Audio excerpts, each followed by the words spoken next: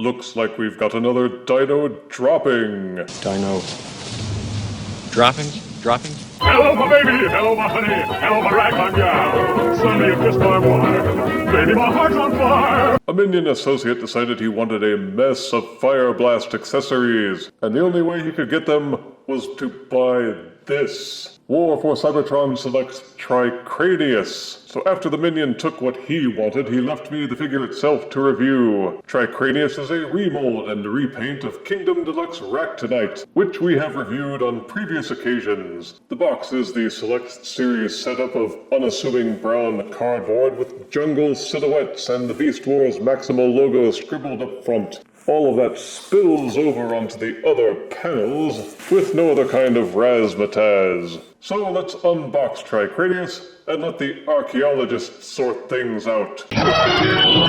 Out-of-box Generation selects War for Cybertron Kingdom Tricranius comes with an instruction booklet and an empty box of Fire Blast accessories. But the Fire Blasts in this set were just differently colored copies of pre-existing ones. So if you've been collecting figures for any length of time, odds are you have plenty of Fire Blasts already. Tricranius is Kingdom Ractonite, but with a spiffy new color scheme of jet black, with the ends of each extremity tapering off to a reddish-orange-yellow. The overall effect is meant to convey the impression that Tricranius is made of molten lava, or something. Even the spaces between the ribs were colored so that he looks like he's got fire in his belly. And it does look kind of neat. The molding and sculpting is a perfect match to Ractonite, with the exception of the head and horns. Tricranius' head is made to look more like a Triceratops. I think the twin horns near the eyes could be a bit longer, with some curves added, but that could be a job for Mr. 3D Printer at some point later on.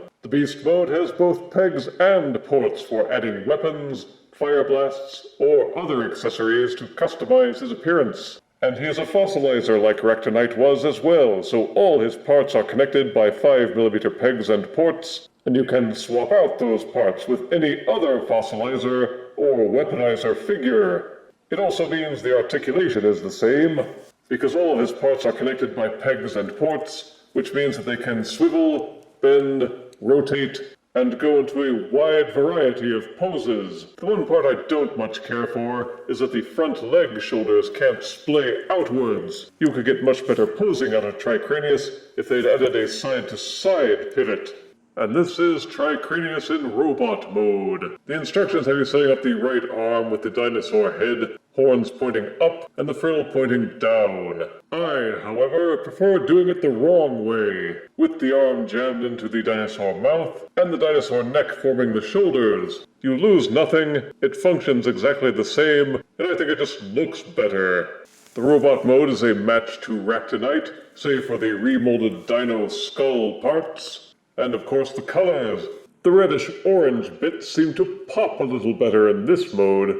Certainly the yellow eyes and horns can't be missed, along with the tail sword. But all of the flaws got ported over to Tricranius along with the good stuff. He's burly looking, but the arms and legs are spindly. Plus I never really liked the way the arms were set up, with them either looking like he's puking up the robot arm from the dinosaur head, or the pelvis wadded up to be his other shoulder. Tricranius and Ractonite didn't have proper hands. They just took the dinosaur's front feet with a 5mm peg sticking out, so he can't hold weapons that use a standard 5mm port.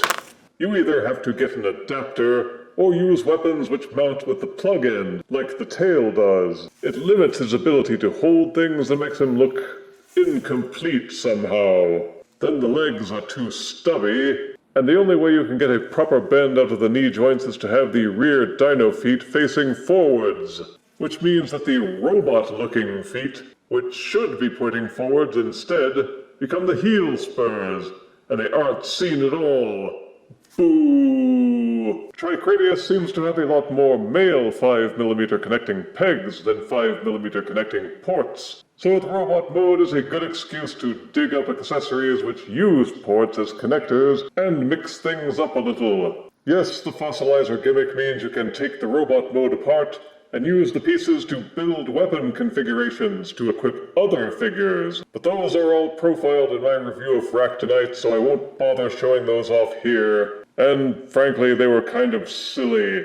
You're better off making up your own configurations, or combining the pieces with other fossilizers to make your own gestalts. The articulation is the same, with all the joints being either ball sockets or connecting pegs and ports. A 360-degree rotating head that will waggle back and forth and side to side, fully rotating shoulders, which also splay outwards, and double splay outwards if you undo the pelvis. Whoa! Pegged in at the bicep for full rotation, one joint at the elbow that goes all the way back, and another one just below it that angles up and down about 45 degrees. A quote-unquote hand at the end of each arm, which is a peg that folds in and out. Complete waist rotation, hip joints that will kick forward all the way, and backward all the way, as well as splaying out, pegged in at the upper thigh for full rotation, 90-degree bend at the knees, and a wiggle-waggle ankle pivot. So if you can wrap your mind around the fact that he's made out of tiny bits and pieces, you can appreciate his level of articulation. For size comparison, here is Generation Select's War for Cybertron Kingdom Deluxe Tricranius, next to Netflix Deluxe Fossilizer Skelevore. Here is Select's Deluxe Tricranius, next to Kingdom Deluxe Wingfinger. And here is Generation Select's War for Cybertron Kingdom Deluxe Tricranius, next to Studio Series 86 Dinobot Slag. That's right, I said slag. You censors don't scare me. Why? Kingdom Ractonite was never really a strong seller in stores. Even now, his figure is barely going for normal retail price on eBay. Tricranius may have suffered likewise, but for the inclusion of the Fireblast bundle. It's currently sold out on Pulse, and only seems available through scalper havens like eBay. Positive aspects are vibrant colors, a new dino head sculpt, strong articulation, and the ability to customize, both by adding accessories or taking him apart to turn him into a bunch of accessories. Get him new and you'll enjoy having a mess of fire blasts to stick all over him. Negatives are that it's still a repaint in the end. If you're not a fan of the fossilizer weaponizer gimmick, then this remake won't stoke your lava pits in any way. And what's the deal with always making Triceratops Transformers fire-based? Is that a rule or something? The robot shoulders are still quite ganky. There are no proper hands. The Triceratops horns seem too short. And the dino front legs lack the ability to splay. And if you have no use for repainted copies of figures which you already own, then this one may not be worth the hassle of tracking down. I give War for Cybertron Select's Kingdom Deluxe Tricranius 6 out of 10 deaths. It's not without its char. If you refuse me, honey, you lose me. Then you'll be left alone, oh baby. Tell them all and tell me I'm your own.